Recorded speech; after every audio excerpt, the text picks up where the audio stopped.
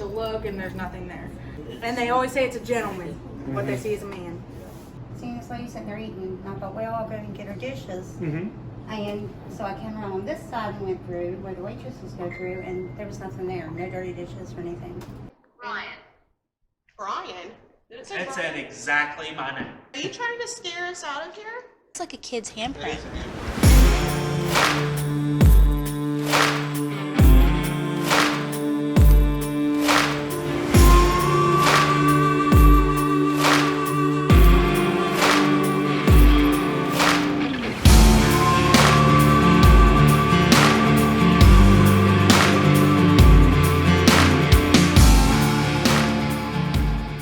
Alrighty guys, we are here live at the Glen Ferris Inn here in Glen Ferris, West Virginia, just a little ways outside of Charleston, right next to Kanawha Falls. So we are going to start, we are out right now in the main dining room, the large additional dining room. I think it was built in 1990 from what the owners were telling us. Yeah. We'll run an echo box session on it and go from there. All right. So if anybody's here with us right now, you are welcome to reach out to us. I've got Teresa, we've got Casey, we've got Dan, and we've got James wandering around over there. If you have anything to say, you are welcome to say it to us at this point, starting now. We've also got the Obelix X running. Brian. Brian? Did it say It Brian? said exactly my name. Okay, so we've got contact. It spelled it right and everything. Yes, that's me. I just mentioned my name. Did you hear me?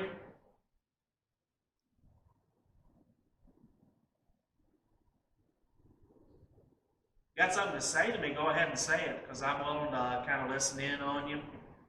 We're here with you for most of the night, so feel free to let us know what you're coming up with. I find it ironic that over here on the TV we've got a demonologist on TV. Yeah, they've been watching paranormal stuff since we're here.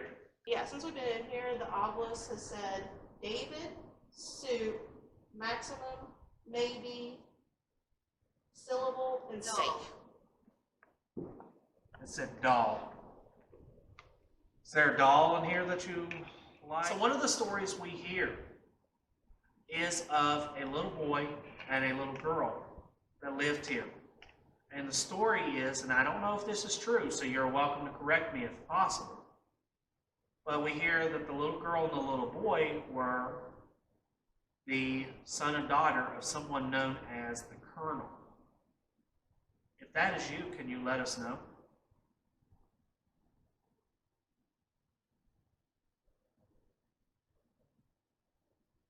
If you tell us what your name is, maybe we can bring you a doll next time we come. Would you like us to bring you a doll?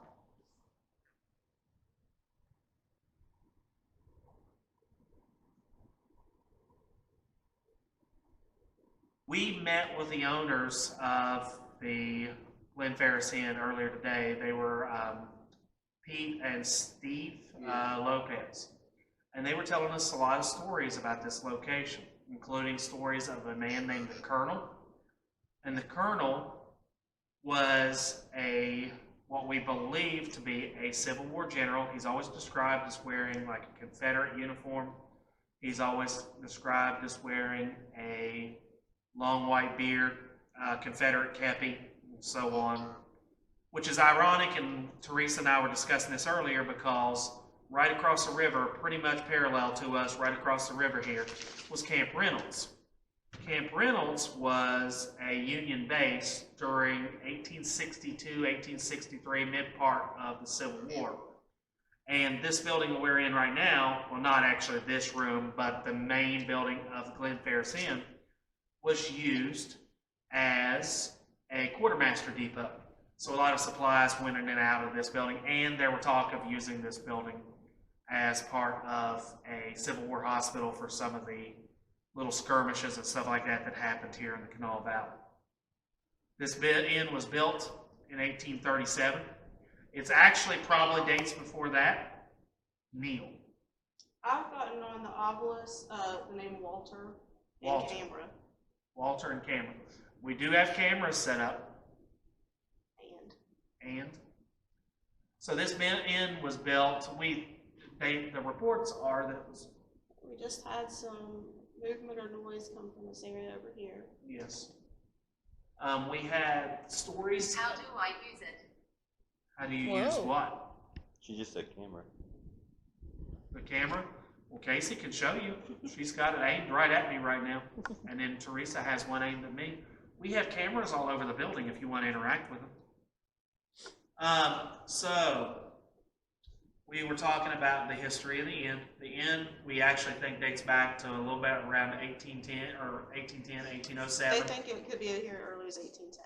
Yeah. Now, the original house that was here probably burned, probably mostly to the ground, and then it was rebuilt about 1812 to 1815. Yeah. There's a newspaper article where one of the family members swears that it was built by two Irish gentlemen. So it was not actually built by Aaron Stockton, but he's the most well-known owner of it. So the reports that we got of the inn is actually it operated as kind of a de facto inn, even though it was somebody's home. And they were operating the inn kind of as a way to kind of make income here. It was right on the James and Kanawha Turnpike, so huge travel area at that time. And you know, when Aaron Stockton took over, this was his private residence. He lived here. He had 4 daughters, 2 sons, and his wife, and this was their home. But there were so many travelers on this road that, you know, when somebody would stop by on the stagecoach, they would give them lodging for the night. And finally in 1839, he's like, well, you know, I'm going to make this official, get my license to operate it as an official tavern. And As it the was known as Stockton Tavern. Andrew Jackson has spent some time here. Rutherford B. Hayes spent some time here. Henry Clay was a big one that spent Henry a lot of Clay, time. senator from Kentucky, was one that came through here. He was really prominent, especially in the early days, talking about the issue of slavery. So he's a really important figure in that. There was another president. I was trying to think. Hayes. Tyler came through here, I believe. And there was one. Impressed. You're impressed. What are you impressed by? So several presidents. This place is on the official National Register of Historic Places.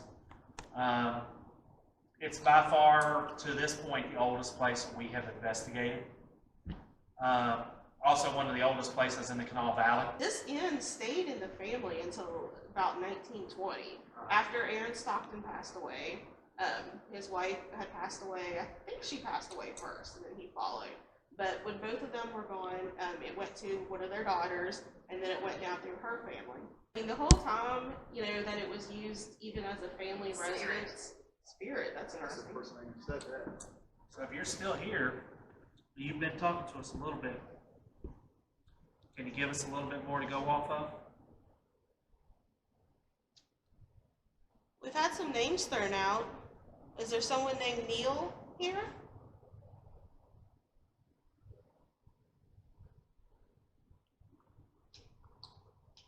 What about a Walter?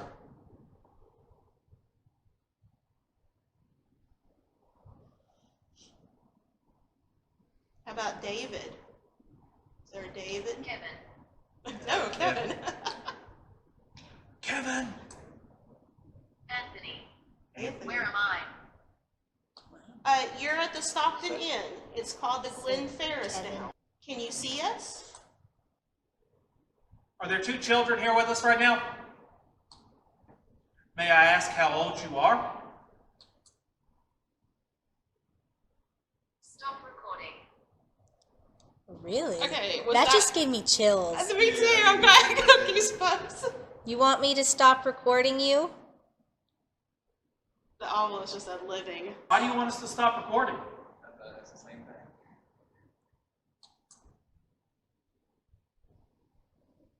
We're not here to harm you. We're not here to be mean to you. All we're here is to talk to you. But if you don't want us here, we can leave too. That's fine too, but you gotta let us know. You want us to leave. Angel. Then you need to shut the door or to knock on a window. Pain. Pain. I don't know how you feel right now, but I've got a tremendous amount of pain in my neck. Is that what you're sensing?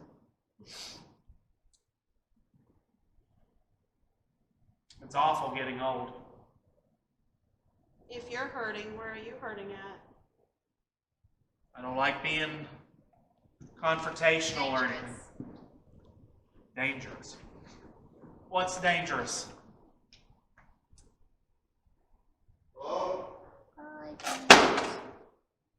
What the heck? No, I wasn't touching it. Yeah. Something just unhooked. Now, I'm pretty sure now there's always a possibility that it wasn't that. But something just seemed to unhook this speaker over here from the command strip Velcro that it is using. Now, these command strip Velcros, mind you, are for up to 12 pounds. And this speaker maybe weighs 8 ounces. Farther. Yeah. Heard of no pan in the kitchen. That'd be like a fridge or something? But that hasn't kicked on the whole time we've I been in haven't heard here. that. That's the first time. That's something. Blood. Dangerous possessed blood. Yeah, we're on a fabulous start here, guys. Are you trying to scare us out of here?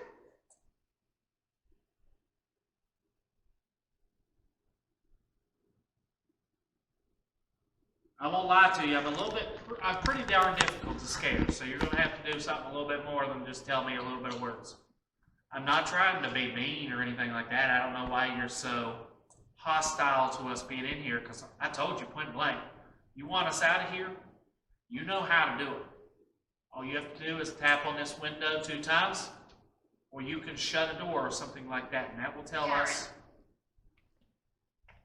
Karen. There's a handprint on the window. That looks like a kid's handprint. I don't know if there was, Wow. we can't easily say that. That's neat. There's the kid's handprint right in James's face. And right here's mine. And then there's James's handprint. Shelf. Yeah, that's definitely a kid.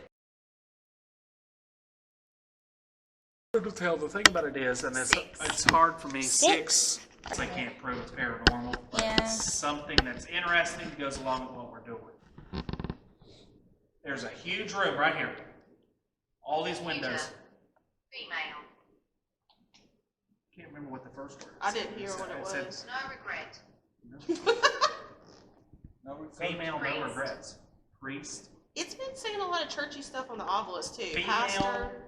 no regrets. Watching Priest. you. Down. Watching you down. It actually kind of makes sense too. Like, Yeah, makes sense. it's Yeah. trying to like make full thoughts. Which is He really. said he didn't want you recording. How did I die? Pain. How did I die? Pain. I don't know. Pet. This is a real paranormal investigation. What you're seeing is happening in real time. You know, we're not faking anything. No. We've got our equipment right here.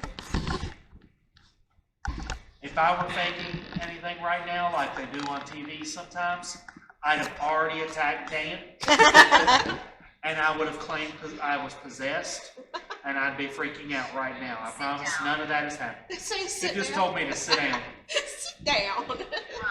and run. He told me to run now. I need to go. Okay, where are you going to go?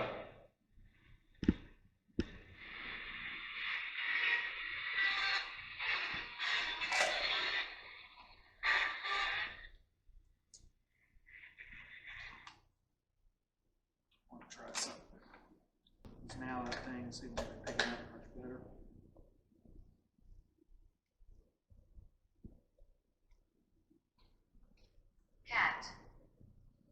cat. I have 3 cats. Teresa has 1. They said that there are cats on property. Okay. They don't come inside, but there are cats on property.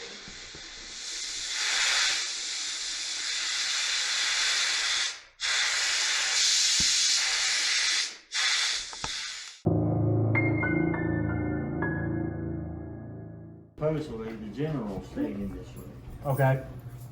Was this the room that the lady was saying that she woke up and he was sitting like over there in one of those chairs or Yeah. something like that? That's what I thought from Yeah, one of the this is the stories. room. I got you. Human remains found in Kanawha Falls area. Oh. It's from December 28, 2016. Right. A fully intact human skeleton found in Kanawha Falls area, Fayette County on Tuesday appears to be that of a small adult female. But the age, race, and sex of the victim had not been verified by the medical examiners yet. Fayette Sheriff-elect Mike Freely reported in a press release that the discovery is being investigated as a homicide. Investigators, including those from the state medical examiner's office, finished excavating the site around 3:30 p.m. Wednesday, and the remains have been sent to the chief medical examiner. Is that your friend? For an official determination of age, sex, and cause and manner of death. An unidentified person contacted authorities to report a human skull. The person had been searching for arrowheads. When investigators and deputies arrived, they discovered more human bones. They appear to be buried under a shallow grave under a large cliff overhang, and appear to be pretty old, like they've been buried for numerous years. It appears to be a fully intact human skeleton. We came to see if we could meet you, see if we could speak to you tonight. We came. Okay, brother. I do not have a brother. Do you? Was your brother maybe somebody that was involved in the story that Teresa was just telling?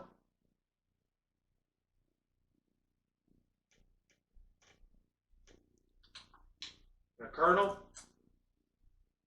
we've heard a lot of stories about this room that we're in. Another room. Another Wow. Mirror. mirror. And Katie's right Mirror beside her in. mirror. Picture. Take a picture in the mirror. Is that what you want? The gentleman's name was John C. Fremont. John Fremont was the Republican nominee for president. Now, the reason why I'm asking you this, sir, Start. is that I know you, Mr. Jenkins, if this is you that we think we might have here, you were a slave owner. So was Stockton. And John Fremont, who was the Republican nominee for president, believed in something called free soil out in Kansas. You know what I'm talking about?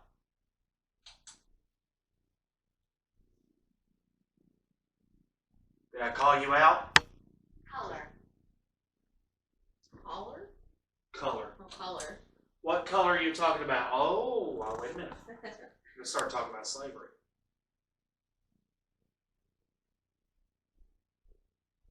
What color are you referring to, sir?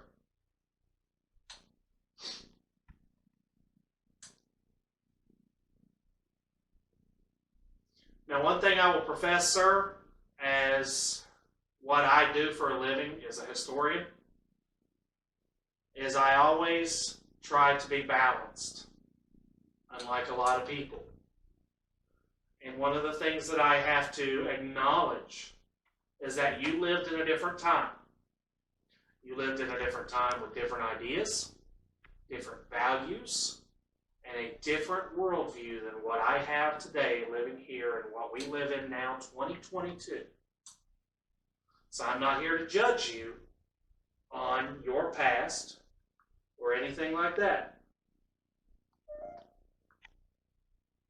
That was a noise.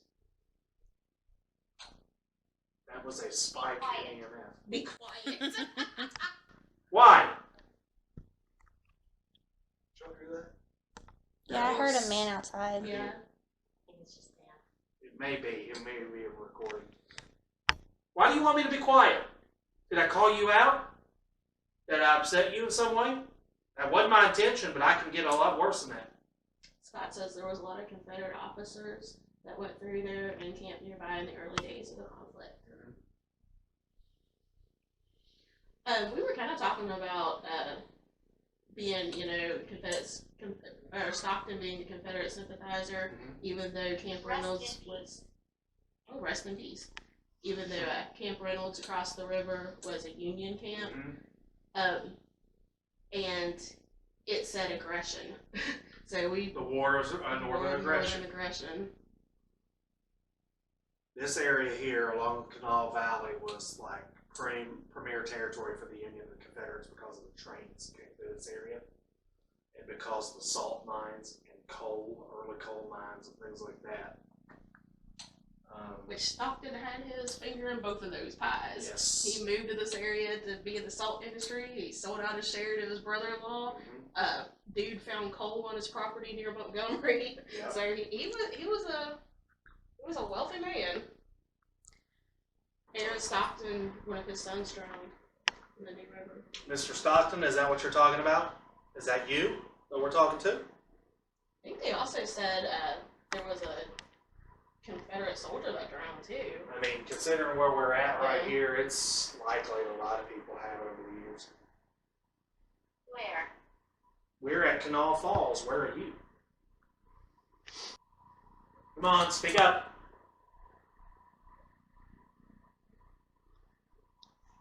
You were sure of Chad and Kathy just a few moments ago.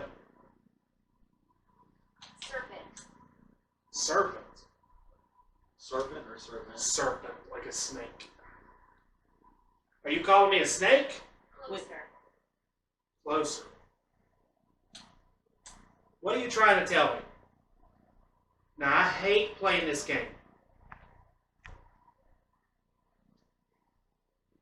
The reason why I hate playing this game is pendant. Sir, madam, whoever I am speaking to, if I am speaking to anybody, let me be clear about something. I am, once again, I told the folks out there in the dining room earlier, I am notorious for not trusting technology like this. The reason why I'm notorious for that is because I don't trust it because it can be messed with. People mess with it all the time. If you are really trying to talk to me, you need to give me more to go off of. Make things make sense. If they make sense, I can believe it. But if it's just random words, I probably will not. And I'm not trying to be rude about that.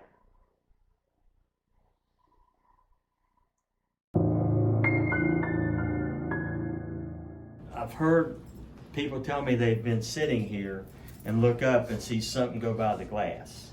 Okay, They can't say what it was or if it was but it was like a shadow. It looked like there was somebody walking on the balcony, and then they got up and opened the door and looked down there and didn't see nobody. All right, so we are here. Once again, we have moved to somewhere else in the inn to see if anybody would like to communicate with us. No, I'll try to keep the camera pointed this way this evening. Hiding. Shot. Died. What? It went Man, forwards, what I did can that see. say? Emily hiding, shot, died. That's a whole story. Yeah, that's buried. That happened all at one time. Like right as you were opening the door. Like I just turned this way and it just went 1, 2, 3, 4. It didn't have any breaks. Morning forward. I've never seen that app do that so fast. No. I don't know. Alright.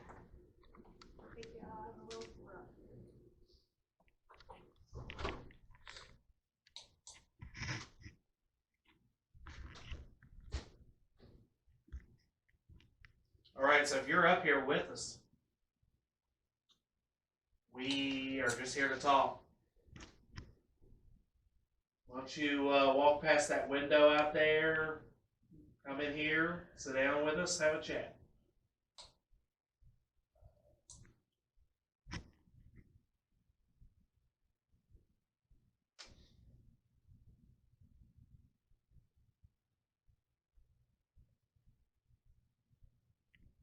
Keep in mind, we're just here to talk. We're not here to harm anybody or anything like that. So keep that all as it will. Run away. Harm, run away. Right second one, just like that. Just like bam, bam. We're not trying to harm you, so don't run away. If that's what you're saying. I am the king. Above.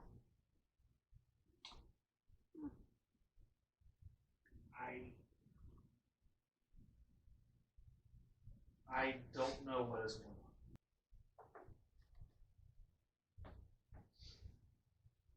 Dark. Dark, sin.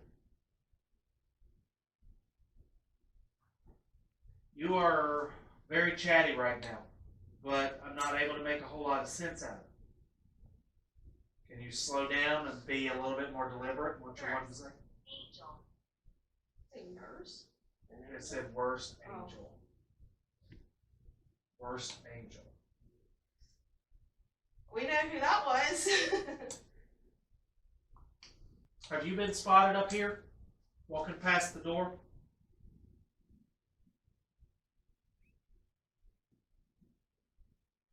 What's your name?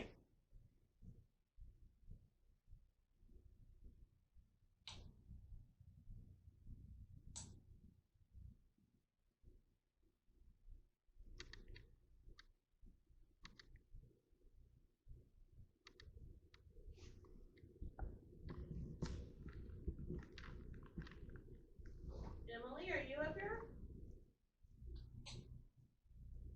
Oh, is it your one? It's the main unit outside.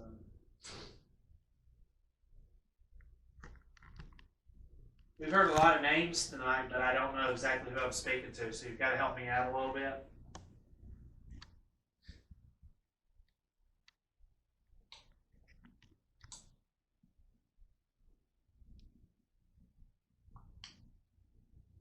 Wait a minute. Hang on. Some more words that we use makes me think about something.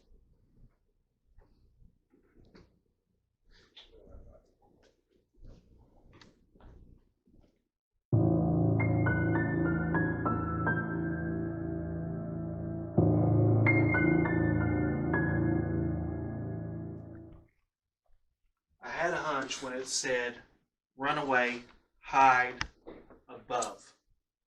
Came in here. Now you all can see how those blinds are shaking right now because the heater is on and blowing down. When I came in here, when I came in this room, I'll swear to you all right now, this blind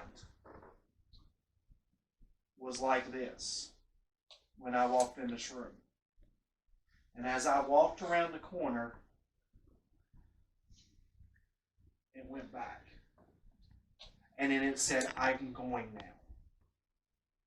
I didn't just come in here and magically see those blinds open by themselves, because that's not how physics works.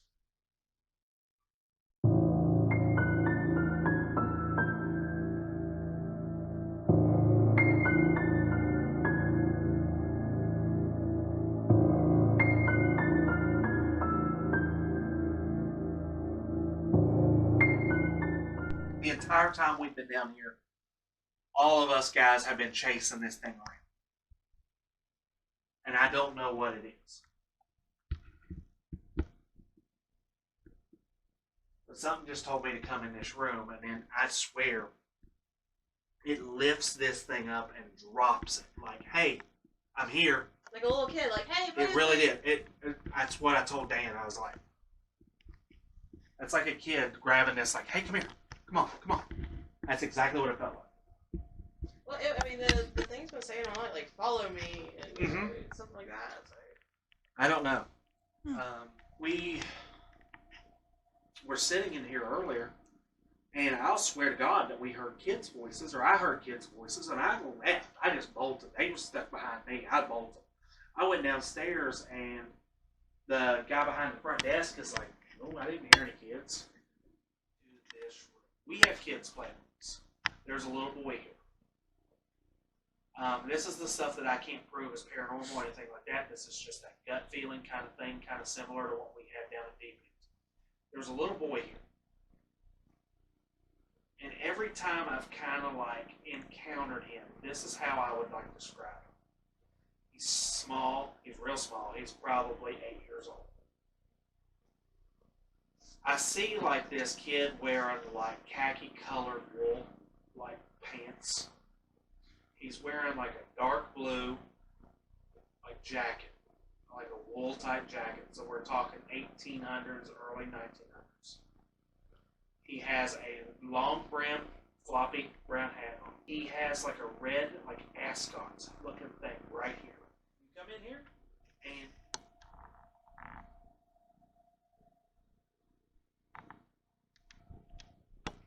come on.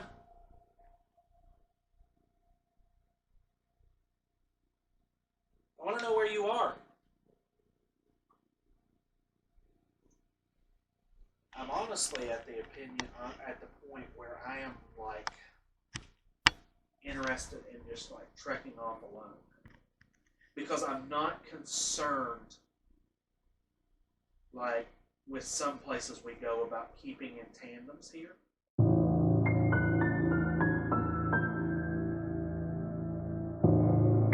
On this, and like this hallway back here was really dark a minute ago. And that's where that lady said that she saw the lady in white hanging back in there where the dishwashing area is.